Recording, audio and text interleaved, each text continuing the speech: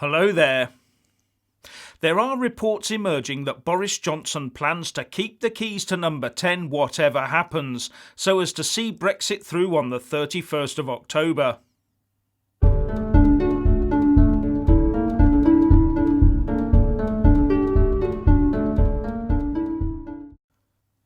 Senior aides of the Prime Minister are reported to have said that Boris Johnson will not stand aside as Prime Minister should his deal be rejected and MPs vote against him in a vote of no confidence, even if they do decide on a caretaker PM to replace him. The aide said Boris was prepared to squat in number 10 in order to see Brexit delivered on time. But of course the establishment won't allow him to do that, will they? The courts will intervene and ensure that the Article 50 extension request letter is sent, and then any extension offered will be accepted. The PM, Cabinet and Government will be totally sidelined in a vast unconstitutional manoeuvre. And this will happen whether or not a new caretaker Prime Minister is identified. But the chances of a majority of MPs now coming behind one MP seems very unlikely, until the very, very last second, when it would probably be too late anyway.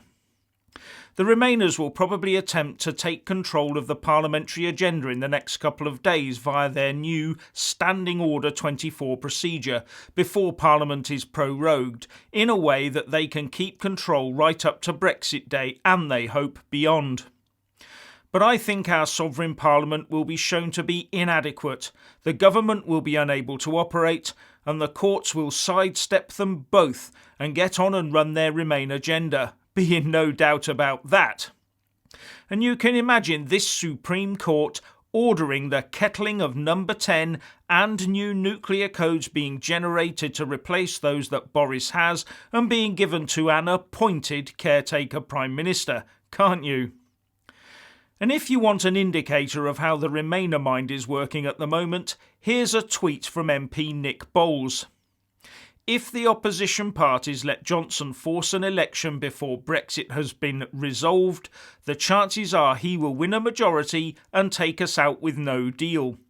The question for Corbyn, Sturgeon and Swinson is this: do they have the discipline and the patience to be strategic? That says to me what I've always suspected. These people want to hang on in Parliament for as long as possible and use this constitutional abomination of Bercow's new Standing Order 24 procedures to engineer the reversal of Brexit, as well as secure their nicely paid jobs for a little bit longer, of course. And all before the voter gets any chance to air their views at the ballot box. There's even talk that John Bercow could himself end up as the caretaker Prime Minister. But that would require Jeremy Corbyn as the official leader of the opposition to table a motion of no confidence, knowing he would then never be Prime Minister. That's not going to happen. But there are also other stories coming out that say the opposite to this Boris in a bunker idea. One is that the Prime Minister is determined to punish Brussels by vetoing the EU budget if we're forced to extend Brexit. And another is that we will send Nigel Farage to Brussels as our new UK Commissioner so he can vigorously stir the pot. But on this one, not only does the new EU Commission President Ursula von der Leyen have the power to reject such a proposed candidate, EU Commissioners also have to swear an oath that they will work in the best interests of the EU and also take no heed of their own country's needs before they can take office. And I'm not sure Nigel would sign up to that, and I'm sure Brussels would be very suspicious of him, so reject him or any other such candidate out of hand. Sounds good theatre though, doesn't it? Also bear in mind that any Article 50 extension they offer will come with caveats saying the UK must behave, etc. The one thing Boris and Brexit do have though is the support of the people. According to Opinium, the preference for who would be the best PM is as follows: Nigel Farage 7%, Joe Swinson 12%, Jeremy Corbyn 14%, and Boris Johnson 29%.